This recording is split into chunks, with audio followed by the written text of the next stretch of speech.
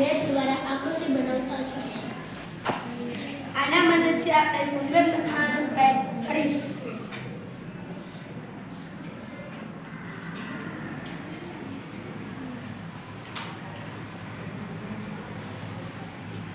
સમઘન બનશે નહીં.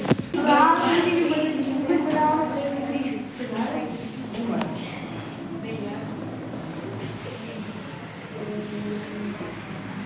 સમઘન બની જશે.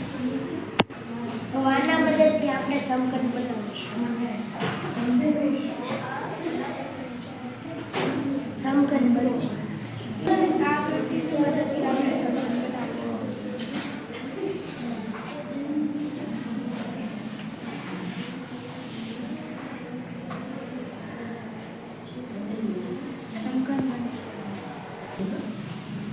આની મદદથી આપણે સમઘન બનાવીશું.